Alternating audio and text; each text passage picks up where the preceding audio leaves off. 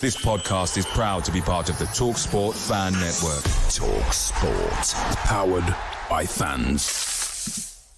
This video is proudly supported by RM Risk Management, providing a comprehensive range of services tailored to UK property managers. Visit rmriskmanagement.co.uk to ensure a secure tomorrow. Welcome back to the Blues Focus podcast with me, Tommy Kelsall, and Sam Sheppey. Good evening, mate. How are we?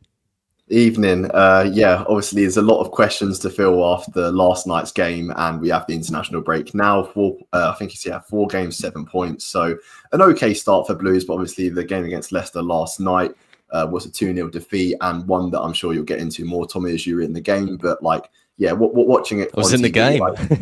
Exactly. Watching it on TV, there was, I suppose, times in the game where the commentary was saying about, us kind of stepping up to this level now and competing with the likes of Leicester and Ipswich, who've obviously come down from the Premier League, have talented players. But yeah, it's just one of them days, I think, yesterday, and I'm sure we'll get into it with the comments that people send in and both of our thoughts as to what happened.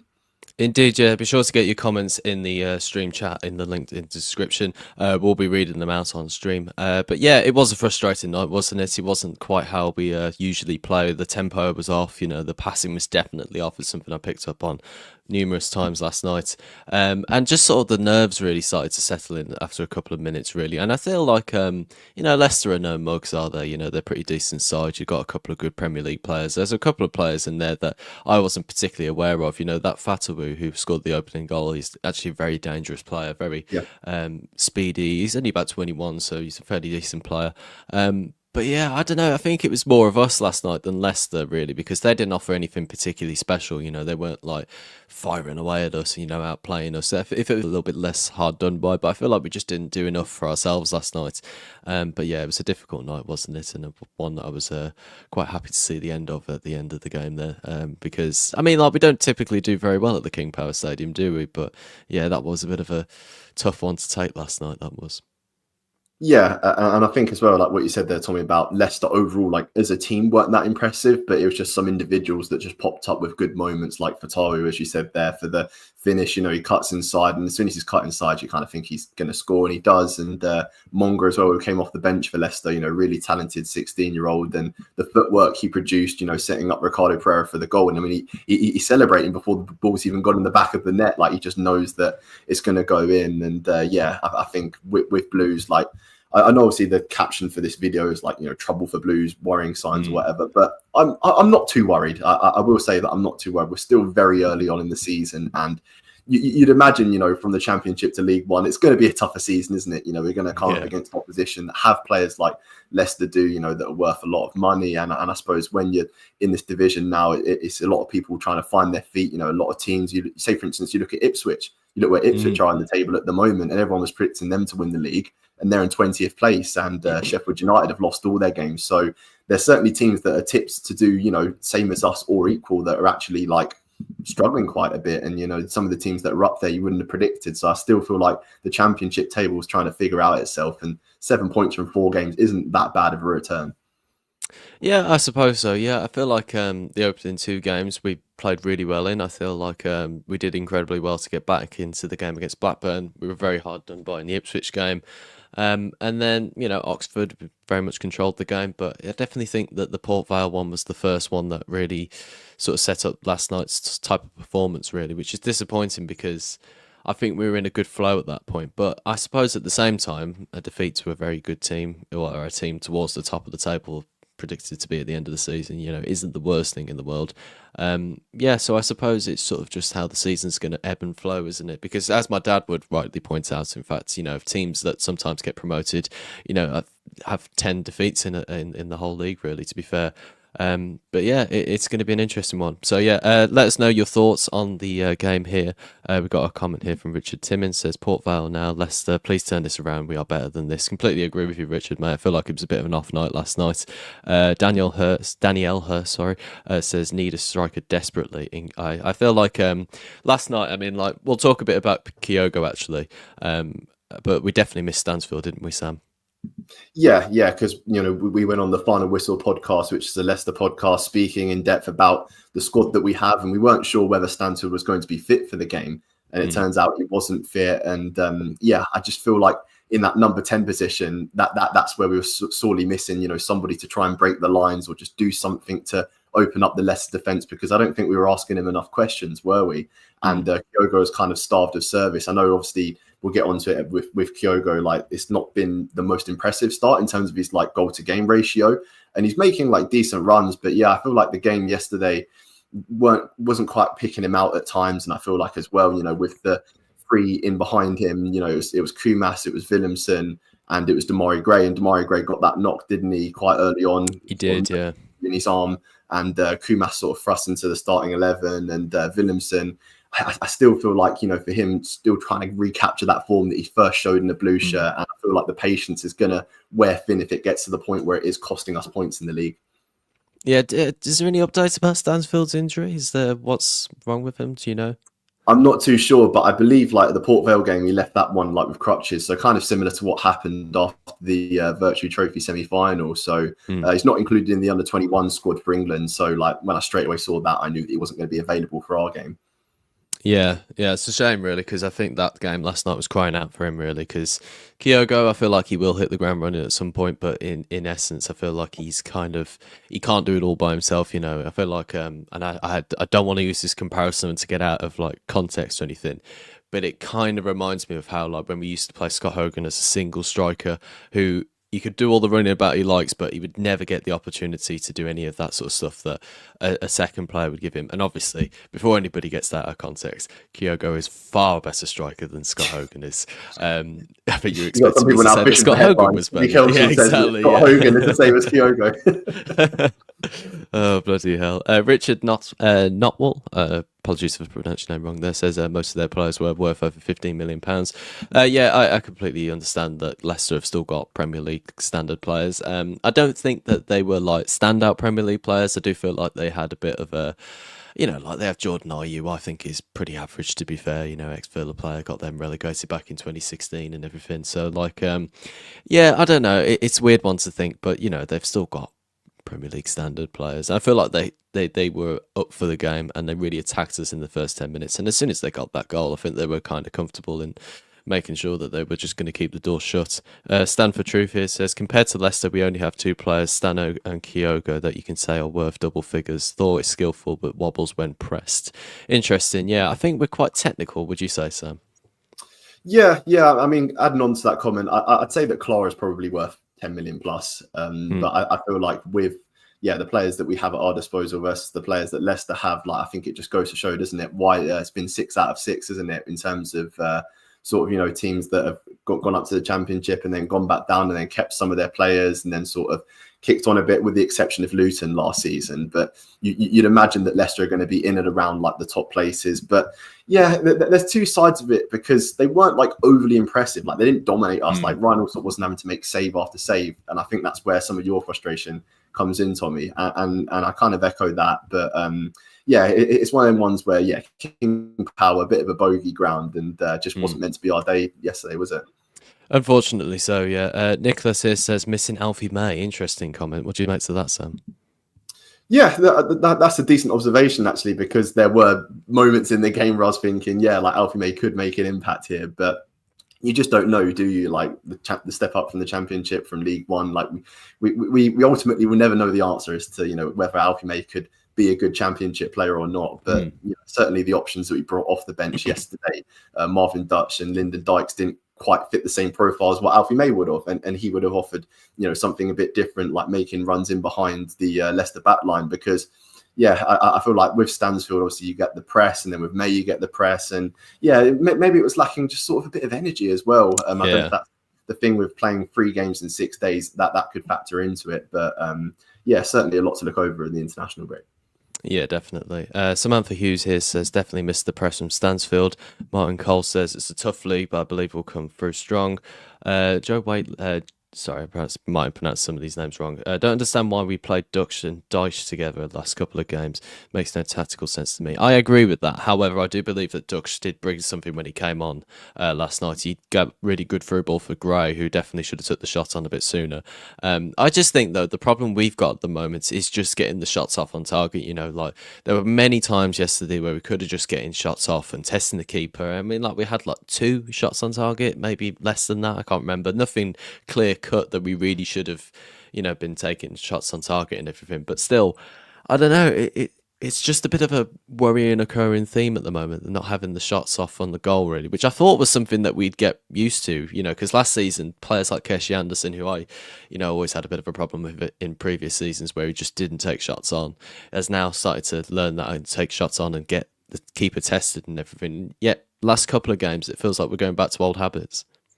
Yeah, and we're keeping a fair amount of the ball as well. So, like, I suppose you could look at it in the way that they're trying to carve out, like, quality chances rather than just, like, taking pop shots from, like, 25, 30 yards. Because there was a couple of instances last night where I thought Iwata was going to have a go from distance, but he kind of hesitated, didn't he, and tried to pick out a shorter pass. And maybe that's, you know, an instruction from Chris Davis to say, like, let's try and carve out like a proper opportunity instead of just taking pop shots. Because there was a point in the game like last night where I was thinking, you know, let's just try and throw everything at them. But they still kind of maintain this philosophy of, you know, trying to pick out just better chances rather than just taking shots from anywhere. And I don't like that though. Because I'd say actually like 2 seasons ago, like when we had Tony Mowbray for the short amount of time that we did have him, I remember when, you know, there was games like against Sunderland or against Blackburn where we just like absolutely peppered the opposition team with like loads of shots and you know, very direct with our play. And obviously this one's a bit more cautious and it worked for us so well in League One last season. And, you know, we had so much of the ball then, but obviously against better opposition this season, the Championship, it might be harder to do that. You know, there's going to be less space in behind to find that killer ball. And I think when it comes to recruitment, it's now about recruiting that player that's Championship caliber that, you know, can push towards the Premier League, that has that ability to pick out the through ball or like a quick pass into a striker. Yeah, absolutely. Yeah, I mean, like, it's just, I just worry sometimes because certain players as well, like Damari Gray, and I've compared him, and I really hope this doesn't get taken out of context again, but he's got similar sort of attributes on that left-hand side to someone like a Marcus Rashford, where they get on that left-hand side, they do a little step over or something to try and trick the defender stays still, and then he tries to come inside, and then they figure them out and everything. Unpredictability is something that we need from our wingers because we're definitely going to work into a more possession-based team. So we need players that are going to sometimes go really quickly, sometimes turn back and go elsewhere. But all of it was too predictable last night. But I just think that particularly for the wingers as well, those 2 centre-backs and the full-backs for Leicester just sort of worked us out a little bit. And I feel like that's where the problem came. But yeah, another thing I do want to touch on, we'll get to a few more comments soon. But it mostly, I think it's just the sloppiness of play from us last night. And definitely in the Port Vale game as well. But we just... like a couple of times last night where I thought, right, there's a simple pass on, you know, there's just a player ahead of it. I think Paik did it at one point, and I think he was trying to lay it into Kumas, I think. And it was a simple pass, you know, there was a defender slightly to the right of Kumas who was just making that running behind. But it goes behind him at that point, and he's just having to turn back around and then come and get the ball. It's like basic stuff that is, and that, you know, players can work as hard. The team, I think the team worked very hard last night, don't get me wrong, but I do think at the same time, when you do those basic things wrong, that's when things start to crop up as concerns then, because teams won't, you know, as we learnt last season, teams really started to respect us when we were so consistent and we kept on winning games. Everything was accurate, everything was to feet or in behind, everything was perfect pretty much, and teams sat back and were like, right, let's just not get hammered, which is what Oxford did against us the other day. Leicester, on the other hand, there's not that respect just there yet, so they're going to be in our face and everything and trying to do those things. And when we're making small mistakes like that, I feel like that's what other teams in the Championship who do believe that they're better than us are going to take up for granted, really. But yeah, simple misplaced passes, just very loose last night. That's how it felt to me. Yeah, and also with like, it seems as if Kumas was playing through the middle and Willemsen out wide. I didn't quite understand that one. No, I don't get it either. I was speaking to my dad about this actually. I feel like for the Stoke game, I think we should start Tommy Doyle, because I still don't understand why he hasn't started the game just yet. I understood it with the Ipswich game, putting Kyogo in and, you know, changing things up a little bit, and I think that threw them definitely. But since then, I think he's got to start against Stoke, because if we play with the same back four but have like a middle two of Peike Wata, Doyle at cam, and then like a bit of a front three, depending on if Stansfield's back or not, of Anderson, Gray, and Kyogo, or Stansfield. I feel like one of those two, because it just seems like because it feels like more of the squad we're used to, and I think the players are used to each other as well. But that team last night did not feel like us. It felt like we were chop and changing too much, trying to fit different players in. I agree with that. And my brother was saying, like, about bringing Doyle on and wanting him to play more minutes. And this is someone that was playing Premier League football last season. So exactly, yeah. For him to be sitting on the bench in a game like this, where you need someone to break the lines, like, it was a bit confusing as to why he didn't come on earlier and why he didn't start full stop, because he's someone clearly with technical ability. Otherwise, he wouldn't have played in the Premier League. Yeah, exactly. Yeah, a couple of more comments here. We've got this one from JT. Problem is the lack of creativity, in my honest opinion. Yeah, I would definitely say so, because we were literally just talking about this, but like a couple of instances around the box, like just didn't really. We had quite a lot of the possession last night. There was very few moments where I thought, oh, we've had none of the ball. I feel like we've had the ball for pretty much the whole game last night. Just didn't do enough of it around the most key areas, and I feel like we definitely paid the price for that, didn't we? And I'm just looking at some of the comments here, actually. I'm just talking about like the rhythm of the game and that. And one of them here said about we dominated every stat against Leicester. They got lucky, should have been a draw. But I feel like Chris Davis after the game was speaking to Sky and saying that there was a lot that he was happy with about the performance.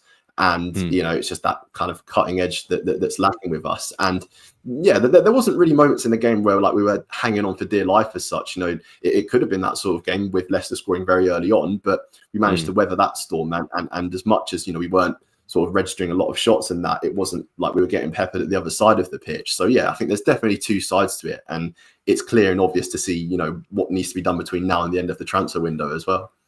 Yeah, agreed. I feel like it's going to be interesting to see what the transfer window brings up, actually, because there's a couple of people that I've been talking to and wondering how many players we're going to get in towards the end of the window, because it's in 2 days' time, isn't it? It's on Monday, isn't it? Yeah, today's Saturday, yeah. So, yeah, that'll be interesting to see who we do pull out the bag, obviously, with the Mitrovic rumours flying around and everything. And yeah, it'd be interesting to see what that sort of comes to, if there is a definitive answer on that. But yeah, we'll find out, I suppose. We definitely need a fair few more players, definitely from last night's performance, because if players do get injured, like Stansfield, and even maybe Gray as well, if he does get injured with that shoulder injury, then you might have to think about, do we need another set choice striker or anything like that, somebody to compete with Stansfield, because if Kyogo can't, or if we can't find a suitable winger to replace Gray or anything, I feel like we've got good wingers covered, but even still, just maybe a couple more additions to make a bit more competitiveness in the team, and we'll find out, I suppose.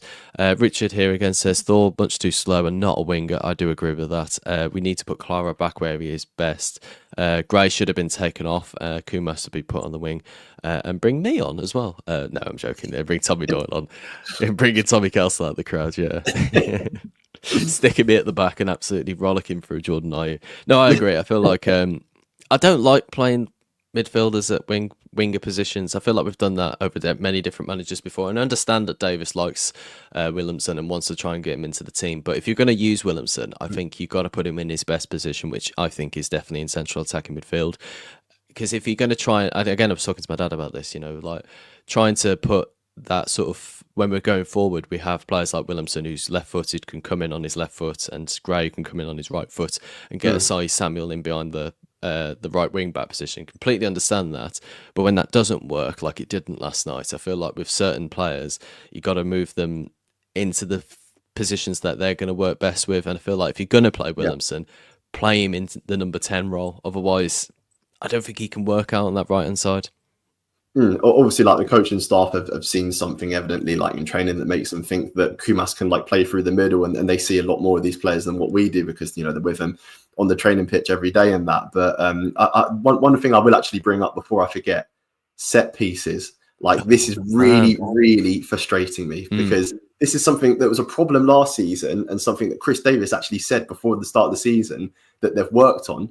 I don't see much work that's been done, because we kind of look vulnerable from defending them and attacking them. We just go, like, say for instance, some corners, just all the time to the back post, or it's a foul.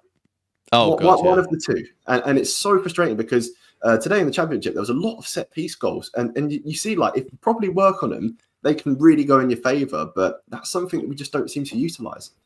I don't know what it is with us and corners at the moment. So that first thing that everybody can easily point out is the crosses in general. Like, we've got like this sort of disease at Blues, it's just not been able to beat the first man, honestly. Like, every single time there's a corner, I'm thinking, put some bloody power into it, get underneath the ball and really fizz it into the box. But everybody, and I think this just must be a modern football phenomenon, is that everybody's so used to playing short passing, possession based football, a very quick tempo. They've not really got that ability to really fire it in hard and high and into the distance. And I do also suspect, it's due to fitness level. No, it's due to fatigue. I'll give them some credit on that. They've been running around for 90 minutes. They've got a last minute corner, trying to put all their power into one big corner to try and get a big header on the end of it. It's difficult. I'm definitely not saying that, what's the matter with you? You should be doing much better than that. But we should be improving on corners in particular, because we've got some big players for the very first time in our, for as long as I can remember. The last time I can remember having such big defenders was Scott Down and Roger Johnson. For pretty much all since then, they've always been just hovering around the 6 foot mark. Back then. Exactly, yeah. Like, we had a very good ability to score from corners. I mean, like the semi-final. Yeah, I mean, the semi-final goal from Roger Johnson comes from a corner. And I think the Lee Bowyer one does as well. Yeah, so we're always quite good at set pieces. No, exactly. Yeah, yeah. Exactly. So, yeah, I think there's a bit of a delay, but never mind. Both at the same time. We'll move on to a couple more questions. Michael here said they had a player stat up in the stands worth 35 million pounds. This is the best player. Let's have a look at a couple more questions. I think there's 100% getting playoffs. Just need a good cam and left back and a pacey winger. Will be set for automatics. Yeah, it'd be interesting to see where we do finish, because I was thinking this during the game last night after talking to the Leicester lot the other day. They all put a 7th, didn't they? And I think you put a 7th as well. And me thinking 3rd did make me suddenly think maybe I've overshot it again as usual. But still, I don't know. Maybe there's I don't know. I might have to review that. No, of course, yeah, definitely not. But yeah, it's an interesting one to say the least. It'll be interesting to see how we how it all pans out. And I think definitely towards the end of this transfer window, just by the way we play. Emza King here says the best signing for us would definitely be a very good set piece coach. Bloody set piece coaches, honestly. We're going to get some blonde, long-haired beard bloke from Switzerland now, honestly. It's just ridiculous, that is.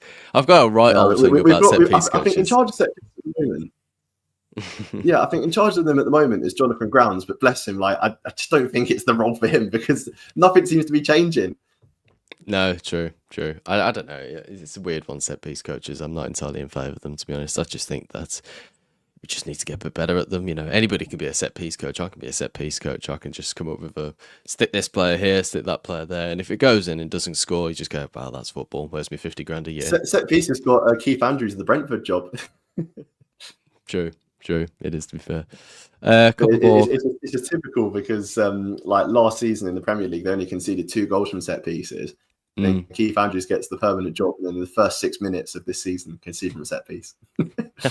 So it is a bit pot luck, but I feel like there is something to it where, like, it's something that you can improve on, and like organisation wise, like certainly, there's work to be done there, and that's something that I'd say, is a bit of a worrying factor, because I feel like it was there last season, but obviously wasn't sort of exploited as much because of who we were playing against. I agree, yeah. We got a comment here from Sleepwalker, says, "Evening, gents. I'm so frustrated with the non-shoot policy. Last night was frustrating and all the passing was well off in the first half. They ain't world beaters, but we help them." Spot on there, mate. I completely agree with you. I think that's a very fair analysis. That sums it well. Definitely.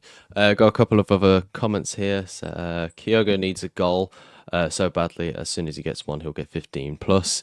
I think Kyogo needs a goal that he really creates himself, because there's definitely a few times on the counter-attack where I'm sort of envisioning him as like a Celtic player still, and thinking he's taken on shots like this before, and I feel like testing the bloody goalkeeper, that's something we definitely needed to do against Stoke. So yeah, definitely. I can see Kyogo getting a few goals this season. It's clear that he can score goals, judging off his history, but still, we need him to bag more goals for us. Let's have a flick through a few more. Had lots of the ball, says Richard Phillips, but was all in front of them. Vestergaard had a comfortable night, missing that killer pass. Creativity needed more quality. Definitely. There was a couple of moments in the Port Vale game that I picked up on, that Kumas on this left-hand side, he decided to do like different types of passes, varied it up a little bit. He started like going in the air and then coming out to the edge of the box, and then sometimes some driven passes in towards the aim of the goal, really. I think that's good because that varies everything up and there's different creativity for that. So, yeah, more of that isn't needed, really. Exactly. And just bringing up a comment here actually from Josh saying about definitely need to work on the speed of our build-up play against Ipswich. It was all 1-2 touch. Now it's gone back to slow 3-4 touches. And I think with that Ipswich game, because of the occasion that it was and just like the atmosphere inside the ground, I feel like that really sort of accelerated us. And I feel like, yeah, with the game last night, obviously Blues fans fantastic, and you have the Leicester fans who like last season apparently were like really toxic, and you kind of had like a bit of that within the game, didn't you? Where like Leicester fans were like moaning and groaning when they went backwards. So yeah, I feel like that sort of atmosphere is a bit different to what we had at the start of the season, and I feel like home versus away, yeah, we're going to get two different types of Blues, I think. The thing that really irritated me last night, and I was trying to bite my tongue a little bit on it, but it was all their moaning at Damari Gray, singing his shit and everything. And obviously, it's designed and they appealed for everything as well. They did. They appealed for everything, like handballs, fouls, you name it. Yeah. Yeah, I mean, like, I tried to hold my tongue on it because obviously I know that they're just doing it to wind you up. But I mean, like, he didn't play terribly last night, and I felt really bad for him at the end, obviously, because he's been playing with a shoulder injury all game. He's obviously, at one point during in the first half, he was literally huddling in his sort of arm like that, sort of running like a bit of a, as if he had it in a cast almost. And he, he gets bundled over by Jordan Ayew at the end of the game, I felt really bad for him at that point because he's trying his best. He's trying to beat him. He's trying to get round him. I feel like he did the wrong choice, but the fact that he got bundled over and all the Leicester fans are having a cheer at him and everything, it's like, oh, that feels shit, that does. But he's so much better than that. And we'll see the best of him and the team as things come up because we'll get our confidence up. And I do think we're still much of a confidence team. But as soon as we get that going, a couple of wins on the record, I feel we're well on the way. But we just got to make sure that those mistakes that we do put up against, we put them right. Otherwise, it's a tough old division, the Championship, and very unforgivable, as we did find out against Leicester last night, to be fair. Yeah, exactly. And just got a question here as well from Richard. Tommy and Sam, do you think we need 3 in centre mid away from home? Leicester had 4 last night, 2 are 2. What do you think of that, Tommy? I agree. I completely agree. And I definitely think against Stoke because they've had a really good start to the season. I feel like we miss out on Tommy Doyle not being in the team when he's playing on the bench. I feel like Kyogo, from when I remember him at the start of the season, would have been a better option off the bench because he can bring some pace up top. But obviously with Stansfield being injured at the moment, then there's a bit of cause for concern, I suppose. But I don't know, maybe you start Dux there against Stoke if Stansfield's still not back. You play a 4-3-3 and then you can sort of interchange within that. You can make it into a bit of a 4-2-3-1. And with Dux up top, he works well. He can link up the play and everything. But Tommy Doyle is the one I think has got to start. And I feel like that 3 in midfield, you can start to vary it up a little bit with different types of attacks because I know that Davis likes to do that, doesn't he? He gets players forward in different positions and then when we drop back, then we can fall back into a normal position. Yeah, exactly. Like there's still a lot of moving pieces within this team. And I saw actually a screenshot on X earlier about the sort of starting lineup that we had against Wigan in the 4th game of the League One season. And the front 4, I think it was Williamson, Hansen, Harris and May. And obviously, at the end of the season, that wasn't the front 4, was it? And I feel like there's still so much room for like people moving about and trying to find what works for us in our best 11. And we have made a lot of signings, haven't we? So it's about just trying to figure out who plays best where, and also like who makes up our best starting 11 as well. And there's just a lot of moving parts that I feel still need to be sorted out. And 1 or 2 more additions before the deadline was also be fantastic. Yeah, agreed. I also think that Davis, and obviously I'm not telling him how to do his job at this point, but like he's got to be a little bit ruthless in certain players just aren't going to get many minutes. And if it is kind of people like in his mind, maybe Tommy Doyle, then I'd be against that. But also at the same time, it gives him the motivation to play even better in training and try and get that first start really, because he's more than capable of doing it. But yeah, it'd be interesting because obviously we've got a fair few wingers now and a fair few different ways of playing and everything. So We'll find out, I suppose. A couple more questions. We'll try and find a couple of them here. We'll go for this one. Stanford Truth says, question, if I still back Chris Davis as manager, of course. No, one defeat definitely doesn't do that. But do you think he will tinker with the system or keep it the same way in the Championship? Most teams fit players, unlike League One. Interesting. I don't think he'll change his system. I think I saw some Leicester fan having a pop at him last night talking about this, which rather annoyingly, stupidly, I think he tried to compare it to like Brendan Rodgers' football, because obviously he was a pupil of his, I suppose. But also as well, like he was saying, like he won't change his style, he won't change his tactics. You know, he's very stubborn in that way. Which I don't mind as a manager. I think it's good to stick to your philosophies, because if you know it very well, then there's nothing bad about that. But also at the same time, the idea of this guy saying, "Oh, he's like playing like Brendan Rodgers football," it's like, what, the guy that won you the FA Cup or something like that? That just doesn't seem Yeah, quite right. he didn't do that bad a job at Leicester, did he? Yeah, he did really well actually. Now that I remember, he got him finishing in Europe a couple Won of the times FA too. Cup, literally a game away from the Champions League, and yeah. Not in the Championship. Oh, sorry. Yeah. Sam, should we have a look at a few more comments before having a reflect and look ahead to the Stoke game? One I wanted to pull up here, actually, Tommy, you might be able to help out with this, because you can obviously like bring up stuff.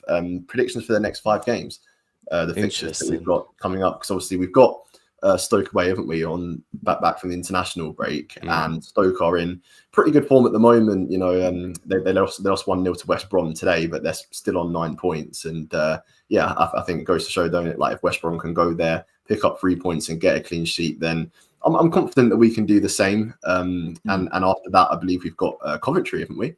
We've got Swansea next. Swansea, 12:30 kickoff. Then we've got Coventry, another 12:30 kickoff for the week after. Then we've got Sheffield Wednesday the week after that on a Tuesday night, and then Wrexham to finish the 5 run of games. I don't know if there's any international breaks in between or anything like that, because I know there's a couple at the start of the season, isn't there? But yeah, I feel we can beat Stoke. To be fair, actually, I think we can win all of them, to be honest, but I don't think we are going to. I definitely think we'll beat Swansea at home, because I feel like that will work in our favour, that game. Coventry will be a tough old game, honestly, because they have started pretty well, to be fair. I've got a weird feeling about them this season. I feel like after looking at them and sort of the way that they're playing, I mean, that 7-1 against QPR is enough to get anybody nervous, really. So yeah, it's interesting to see really just how we play against them. Again, Frank Lampard's a very good manager. And then Sheffield Wednesday at home, Tuesday, 30th September, day before my birthday, in fact. That will be tough. Don't get me wrong, that will be a tough game, honestly, because they will be fighting, because obviously the players are not being very well paid at the moment. The fans are very frustrated. And they've got a bit of a history with us as well, to be fair. And particularly with it being a Tuesday night game, that will be a tough old game. But I think we will win that one as well. So what's that? So I think we'll beat Stoke, so that's 3 points. I think we'll beat Swansea. If push came to shove, I'd say it'd be a point against Coventry. I think we'll win against Sheffield Wednesday, and I think we'll also get a point at Wrexham as well, to be honest. So a good run of games. I don't think we are going to lose that many games this season. I feel like we will lose only about, again, if push came to shove, maybe 10, maybe 12 games this season. So, I mean, like, we've got 46, so 12 of those games might come against some of the bigger teams, you know, maybe Ipswich in the upcoming games. Southampton have got to be wary of. And maybe some of the lower teams as well. You know, we do fall up against them sometimes. But it might be Stoke as well, because we might not have worn off that bit of rut that we're in at the moment. But yeah, I'd say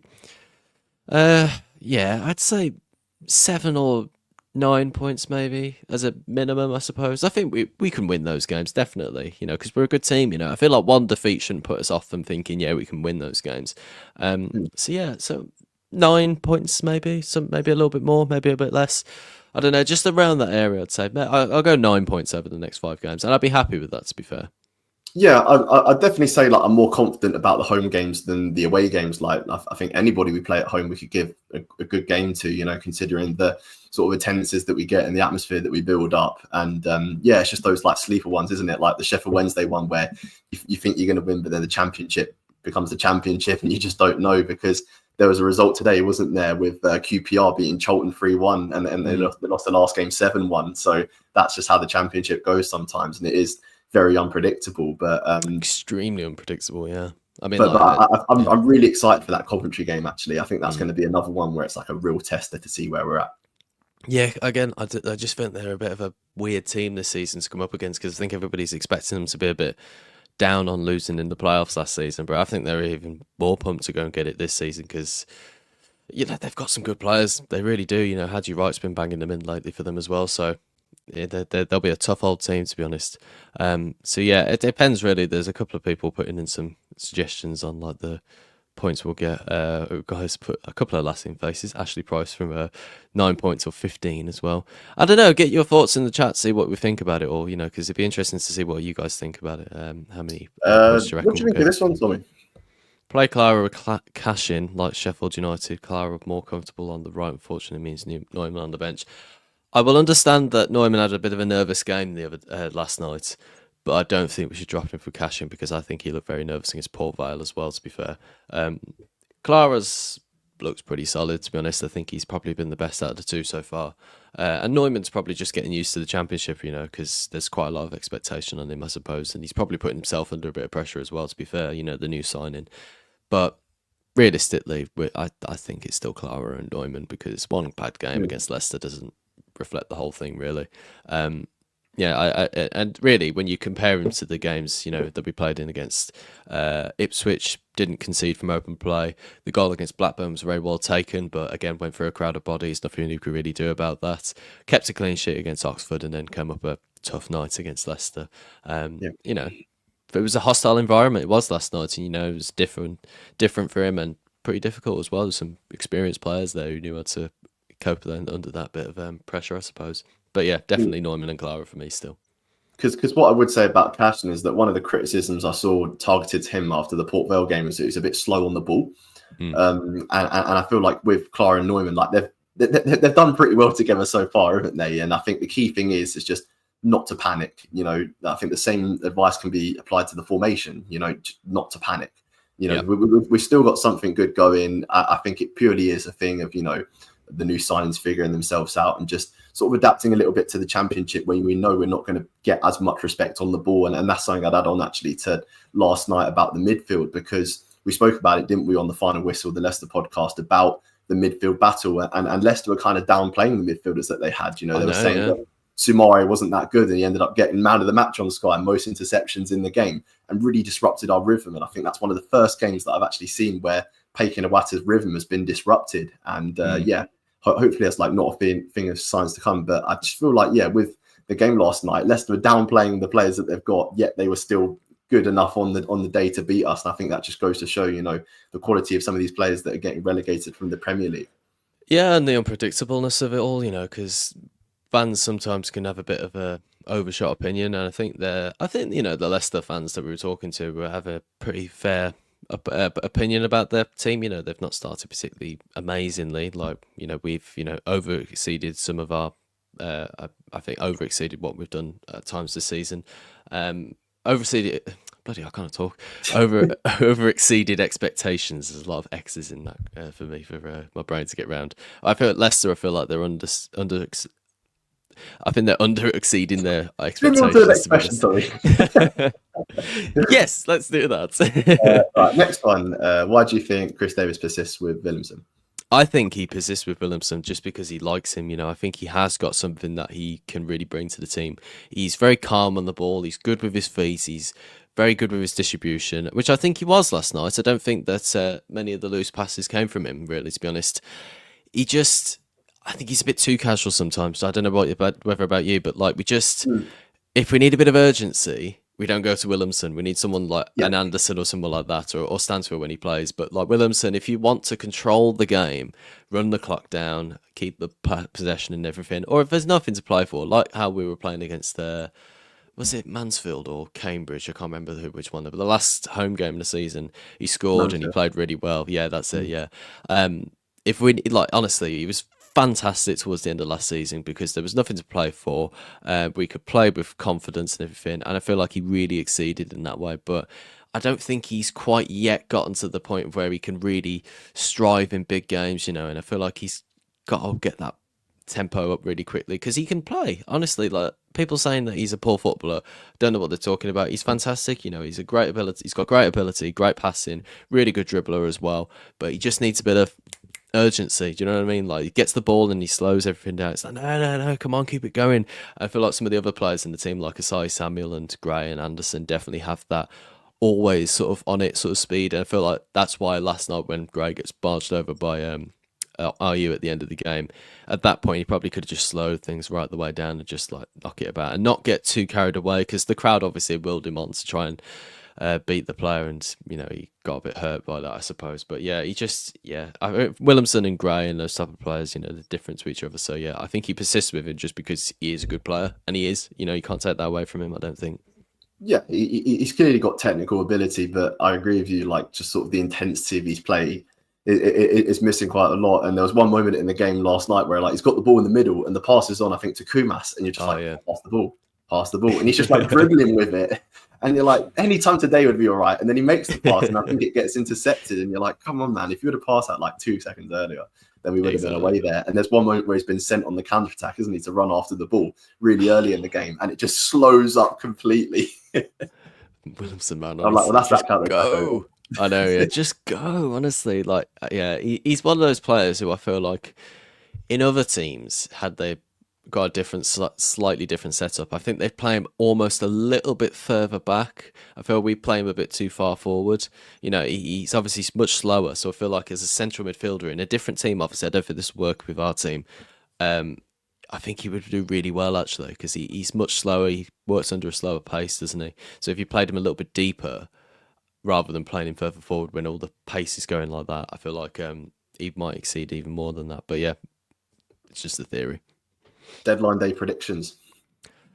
Who knows, honestly? Literally, like, there's been so many rumours flying about this transfer window. The player I'd love to see, it's not really a prediction, but I'd love to see come in is definitely Adams. I'd love that to happen. I don't see the Mitrovic rumours coming true. I don't think that's on the cards or anything.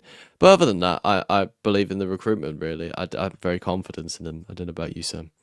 You can never say never with Knighthead, can you? Like, I think that's one thing we've come to learn, especially on deadline days, where they just pull a rabbit out of the hat, don't they? Like, obviously, the Stansfield drama last summer window was just absolutely ridiculous. And I don't think we'll see something like that again, but I reckon we will see a transfer on deadline day. Somewhere that I feel like we need to, not improve on, but like in terms of depth, is we just need like an out-and-out left-back, don't we? Because with Cochrane not at 100%, I feel like having a left back there is important, you know, even if it's someone quite experienced, just on like a 1-year deal, you know, someone just, you know, that's going to be comfortable playing on the left, because even Laird, I feel like, has done well considering left back is not his natural position.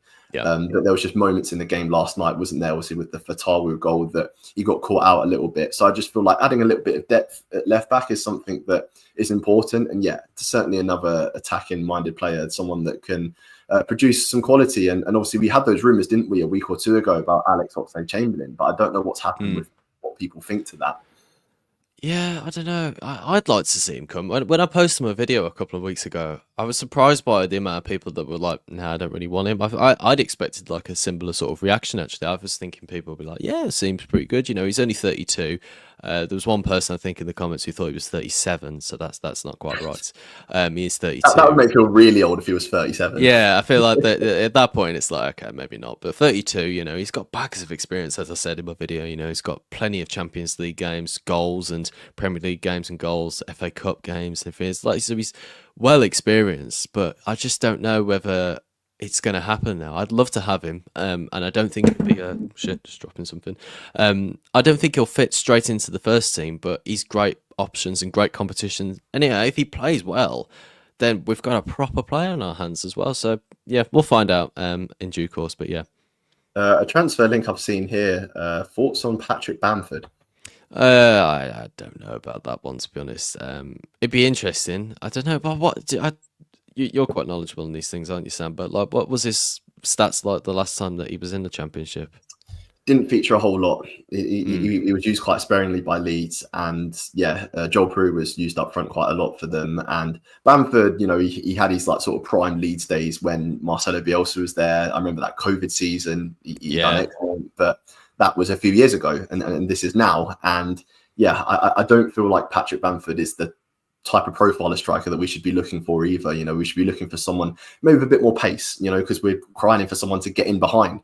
and I feel like with Patrick Bamford doesn't quite offer that. So I'd say, yeah, someone that would fit our profile a bit better is, say, for instance, the guy we've been linked with from Celtic. You know, the £1.5 million bid we've made. Clearly, you know, Brendan Rodgers and Chris Davis still have a bit of contact because, you know, together at their Leicester days, and Davis has inquired about getting this guy from Celtic for Brendan Rodgers. So, yeah, whether that comes to fruition or not, I don't know. But from his profile, from what I've seen from him, he's someone that is quite fast, winger, you know, hopefully offering that bit of unpredictability that we were talking about. Yeah, I would say so. Obviously, I don't know much about the guy. I don't watch much Scottish football or anything like that. But yeah, interesting. I think it's good though, that link that we do have with some of those South Asian players. I think it's good, you know, because I was listening to a bit of what I think it was Davis was talking about.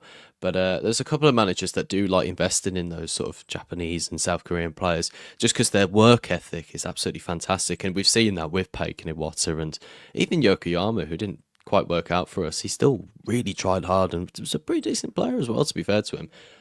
But yeah, I like it. I think there's they bring a different aspect to the game, don't they? Yeah. A man can dream. Josh Sargent would be our deadline day dream signing. Is he still any good, Sam? He scored two goals today against Blackburn, Good. already top goal scorer in the league. So, yeah, picking up where he left off. And I think talks broke down between him and Wolfsburg. He was going to go there, or even Roma. You know, both of those teams are interested. But it looks like he's staying put at Norwich. And for me, Josh Sargent is one of the best players in the league. But I feel like with the money that Norwich would ask for, I think they accepted a £20 million bid from Roma for him. But, you know, that didn't come to fruition. So, yeah, I don't think we've got quite that type of money yet. So, yeah, I don't think that one would happen, but certainly a dream signing that would be. Definitely, yeah. Interesting to find out. We are going to do a quick preview for the Stoke game after a very quick advert break, which I haven't actually loaded in. Isn't that hilarious, honestly? I've actually managed to not import the right file. So we'll talk a little bit longer, actually. We'll do the adverts at the end. One more question? One more question while I have a look for the bloody advert video, honestly. Right, let's have a look here to see. Right, so here's one. Chris Davis needs a plan B and C for away games. Your thoughts, guys? Needs a plan for away games, you say? Yeah, like a plan B, because I think that was, you know, what some people are saying online, that we've got a 4-2-3-1 That's a good question, system, actually, yeah. But there doesn't seem to be much flexibility with it. I think, and I said this actually in the Port Vale vlog, actually, that he needs a different style and a different setup for cup games in particular, because the speed and the sort of knockout feel of it, I don't think really reflects the team that we've got at the moment. You know, because we're very well set up for league football. I think that has been demonstrated last season. It's been something that we've been absolutely crying out for. But yeah, I don't know. We don't seem to operate we seem to get caught out in cup games quite a lot. And I think away games are kind of cup games for us as well. So you could almost put that under the same banner, I suppose. Yeah, so I feel like more pace is needed, much more energy, maybe the ability to sit in and counter-attack on them, because teams that are at home, you know, will feel confidence in the fact that they're at home, and particularly Stoke, who we're going to next in the next game, and feel like they're up for it. You know, they're in good form, and so they'll think, yeah, let's go for it. Let's go and try and win. So we suck up a bit of the pressure and hit them on the break and try something like that, maybe. But yeah, obviously Davis will know best. So yeah, it'd be interesting to find out how it all goes on. Really, yeah. What do you think? Exactly, because like from the sidelines, you know, in games where we've been losing, like the Blackburn game and then the Leicester game, it kind of just looked like chuck on a load of strikers and hope for the best. That's kind of what it looks like. I'm sure the management team know a lot more in regards to sort of where everybody fits in. But yeah, it's not really like for like in terms of position, is it? That's what I would say about the substitutions. You know, it's not really a winger coming off for a winger, or like an attacking midfielder coming on and all that stuff. I feel like it is just like purely, you know, big men up front, get them on, and let's just see what happens. So yeah, I'm sure that's somewhere that Chris Davis is looking in the transfer window to recruit in, and also with the injuries that have got to return as well. Like for a hypothetical scenario, actually, in the Stoke game, say we are, I mean, Paul Lilly here in the comments just put his prediction in saying Blues wins 2-1 against Stoke. If we're 2-1 up with 10 minutes to go, or even 20 minutes to go, I think if you start if you start as a 4-3-3 that sort of adapts into a 4-2-3-1, you play Doyle in that attacking midfield role. We have control of the possession in that first half, and we go ahead, and then Stoke get one back, and we're trying to cling on. Then you bring on Williamson, and then you bring on Kyogo, because Williamson can keep a real good control of the game, and Kyogo can go really far forward and try and really push on the attack. Do you know what I mean? And whereas we played Dukes, they both sound the bloody same, honestly. If you play Dukes, and he's linking up and keeping things tidy at the front, you bring him off for Kyogo, and then you bring Doyle off for Williamson in that second half to try and shore things up. And I feel like that is where you say, obviously, the like-for-like substitutions against Leicester last night just weren't there. I mean, like, at one point, I think it's right before Leicester get the second goal, isn't it? Dux is literally playing in the centre-back role. I'm like, that's got to stop. Like, first things first.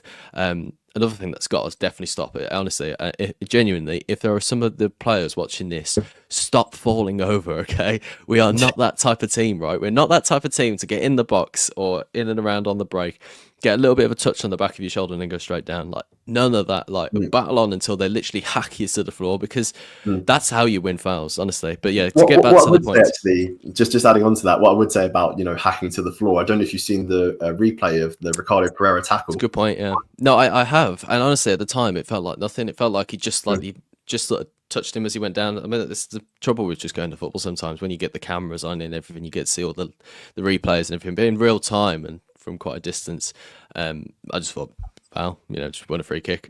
But yeah, I don't know. I think Davis and Curtis Davis actually both thought it was a red card. I don't know. I think football's far too soft, in my opinion, nowadays.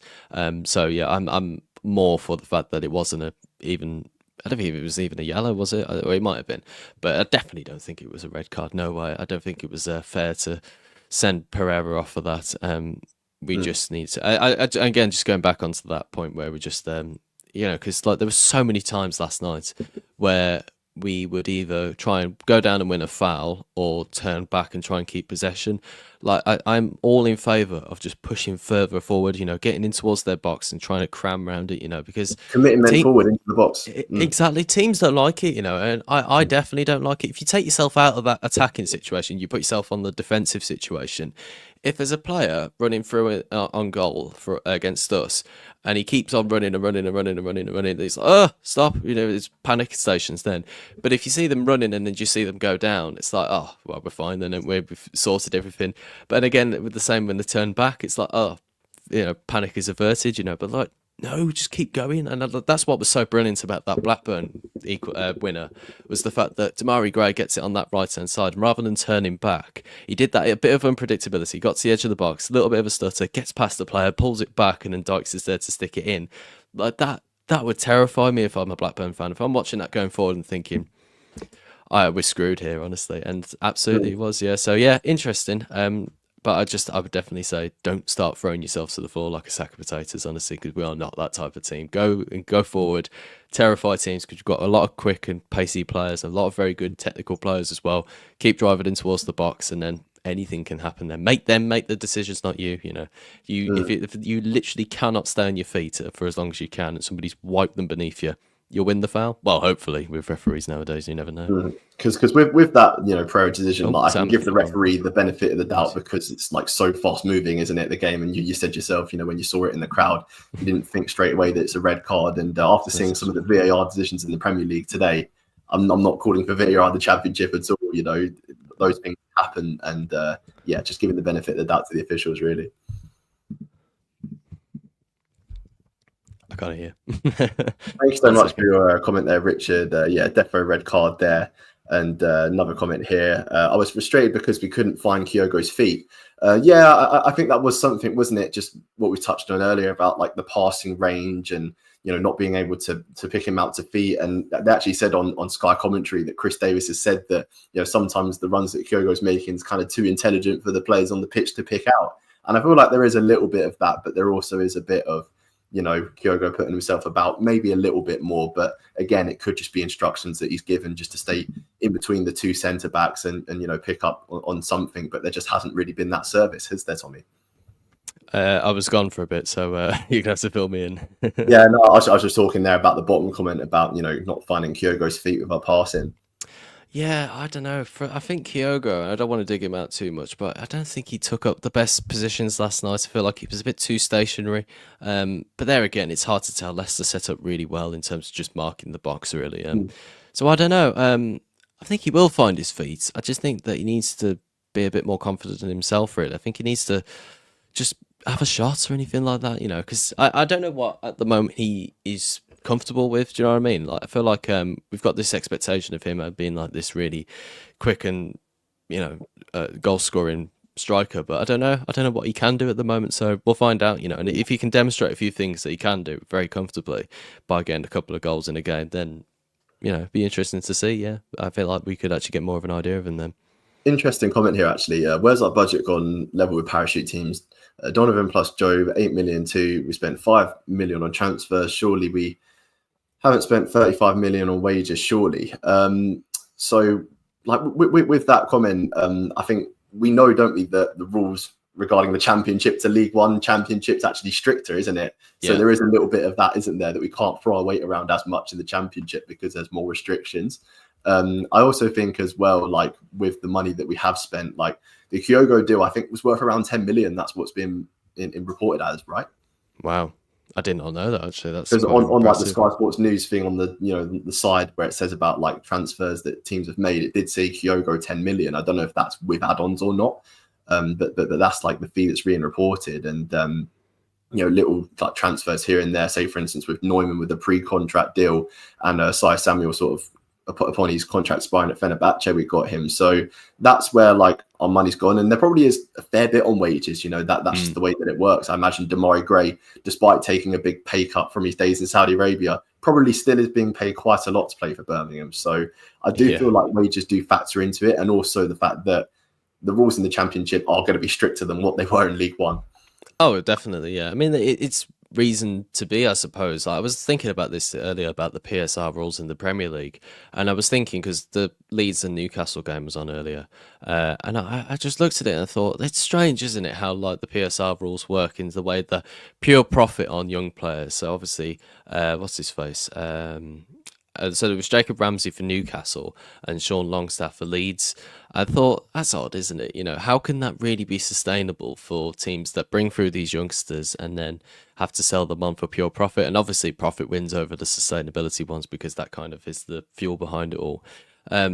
But then I suppose with the Championship ones, then you kind of need a little bit more restrictions compared to League One, because if teams do come from League One straight into the Championship, have got all the money to spend, they've already got a good team going on and they've got like the forward momentum. So I don't know.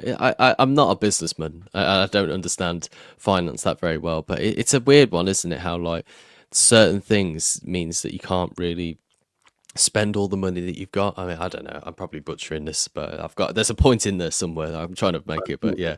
Yeah, I think all the stuff to do with like Premier League PSR, I'm sure that's a bridge we will cross at some point, but yeah, not the bridge we're crossing right now. And just looking at some of the comments here, and just one about Oxlade-Chamberlain earlier, one of the fans saying, hope you don't bring him in. I think there are pros to it and there's also cons to it, isn't there, Tommy? Which one do you think there's more of? I think there's more pros. I do, yeah. I don't understand the reasoning behind why people are against it. People are saying that he's a little bit injury prone, but also at the same time, like we've got a good facility now for players who are pretty typically injury prone. I mean, Ethan Laird, by the time, like halfway through this first season he had with us, everyone was like, oh, this is his injury prone stuff coming in now. But like, ever since we've invested in the facilities, you've seen in the documentary all the different ways of recovery they have for everybody nowadays. They have 2 massages to make sure that they are going into the training session and coming back out of it as well. And Ethan Laird was quite an injury-prone player before all of this was put in, and he's hardly ever been injured since, isn't it? You know what I mean? So, like, he's covering for somebody who is injured at the moment, which is surprising. So, I don't know, like, you bring in someone like Oxlade-Chamberlain, if that's the only negative you can consider, and people saying that he might be 32, so is Ryan Alsop. We've got players who are, a little bit older than some of the players, but it's massively important in my opinion as well, because if you just have all players that are under 24 or 27 or whatever, it's like sometimes it is good to have some experience in that team. And as Leicester showed last night with a couple of their players, that actually played quite dividend for them, to be fair. So I don't know. Obviously, if he does come and he doesn't perform, then I will be wrong. But there again, if he does come and he does play pretty well for us, we've got a top quality player, in my opinion, on our hands there.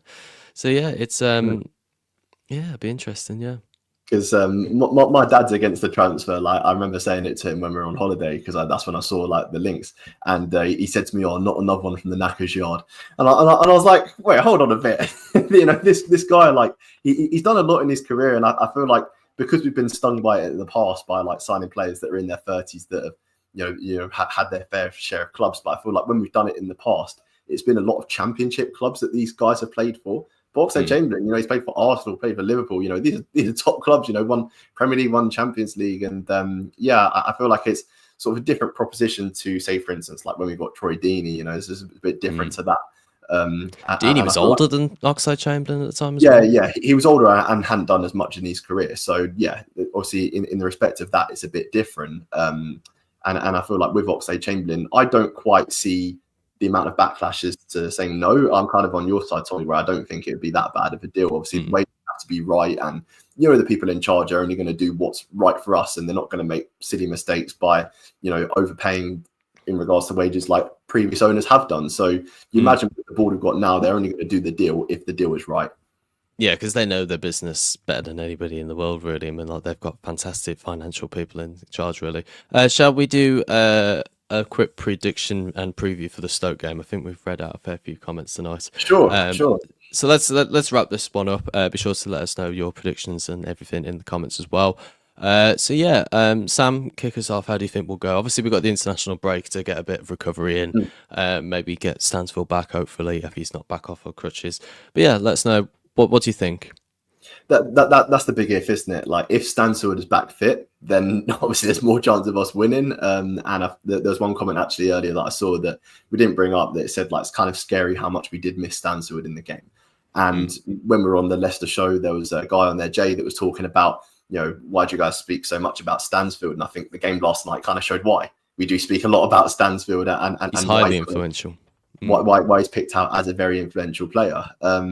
But yeah, like, I'm more confident with that we'll have like more shots on target in the Stoke game. I feel like with the coaching abilities that Chris Davis has, he'll be able to identify what went wrong and what we could do next to correct, the mistakes that we've made. Because in League One, when we did have our setbacks, when there was games that we drew that we kind of got away with, or the games that we lost, we went on a bit of a run afterwards and was winning a lot of games. So I trust in Chris Davis, obviously. I trust in the players to respond to the game, and I'd back us to win. Actually, I'd go with a 2-0 victory for Birmingham.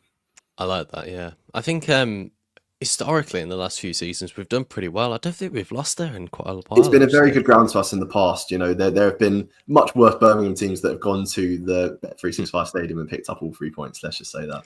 Yeah, I suppose the difference is nowadays that I think we're both doing pretty well at the moment. Do I even say this? But I don't know. It might be a bit of a wobble for either team if they lose. Do you know what I mean? Because Stoke lost today as well, didn't they? So if they come back after the international break and we beat them, maybe they start to worry a little bit. If we lose, then maybe we start to worry a little bit.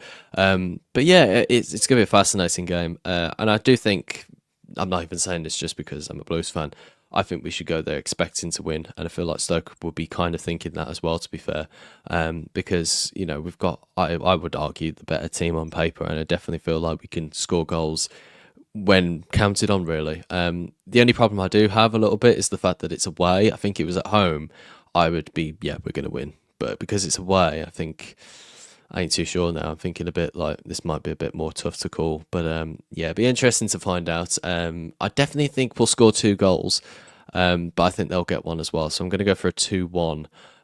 There's a few people in the comments here saying, one from VizX here says, I reckon a tough 1-0 win. And I thought that for last night against Leicester, actually.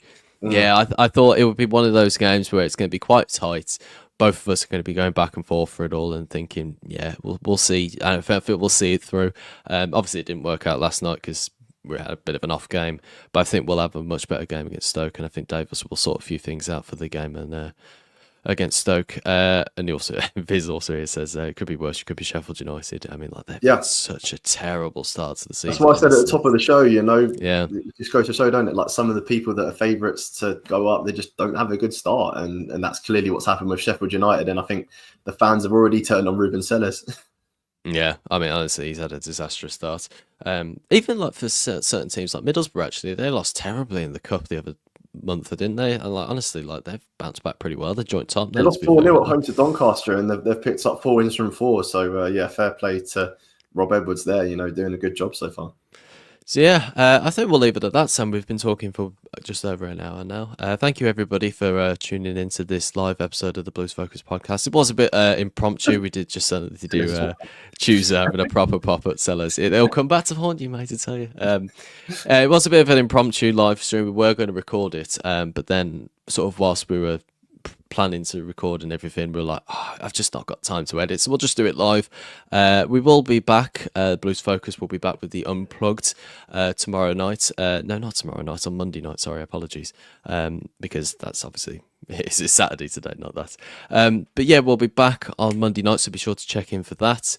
I do think we've got something else coming up now. I can't think off the top of my head, but yeah, being the brilliant host that I am, I've obviously forgotten everything that we're actually been bringing up and everything. But we have got, honestly, some proper exciting news coming up very soon on the channel. It's going to be very good for the podcast and everything as well. So I can't wait to tell you all about it. It's going to be absolutely brilliant. But yeah, thank you to everybody who tuned into the vlog yesterday. Yeah, thanks, guys. It was a bit of a tough week editing a lot of early morning games. It could do with a few more views, maybe, just please. Just a couple more. But yeah, I think the amount of time you dedicated editing that and the time that you edited it as well. Gotta just say, I was up at 4 o'clock this morning editing that bloody video, honestly, just to get 2,000 views, honestly. What's the joke, honestly? But Tommy, the thing is, like, look how far we've come, man. Like, I know, we I'm can joking about that. And, yeah, I'm joking. I think like the support we've got this month, it's been fantastic. Yeah, I was gonna move into that. So I'm joking. Go for it. Because we have had a fantastic month. So many videos we put out this month, and we cannot thank you enough for all the support you've given us and everything. It's been fantastic, and we cannot wait to get started into the next month. A much needed break for us as content creators over the next week. But we've got loads of content still to come for you guys. So be sure to like and subscribe. We'll be that is what's on Wednesday. Day. That's it. Yes, I forgot now. You can tune into that. I think Josh is doing that, so that'll be interesting. Fingers crossed they'll be a bit more interested than the last time we decided to do a live stream on deadline day and no signings were made, so that was quite funny. But yeah, be back on Wednesday for deadline day. We've got the Unplugged on Monday night. It's Monday, Tommy, deadline day. Monday. Oh God, I'm having a mare. Right, we'll thank you for tuning into the Blues Focus podcast. Thank you, Sam, for tuning in, for coming. No worries, man. And also, I think we better say to the viewers as well that me and you will both be at Stoke away. Yes, indeed. Yes, Jack's not coming, unfortunately. So Sam is coming with me instead. That'll be good. We could do the reaction video together as well. Should I give like a 9-7 score prediction? It is mandatory that you do that. In fact, yes, it's in the T's and C's that you signed. The most ridiculous score prediction ever. Absolutely, yeah. But yeah, we'll be back in a couple of weeks, about a week's time for the vlog and everything. Be sure to like and subscribe for more blues news and blues content. Thank you for listening, and keep right on. Keep right on, guys. I had a nightmare at the end of that there.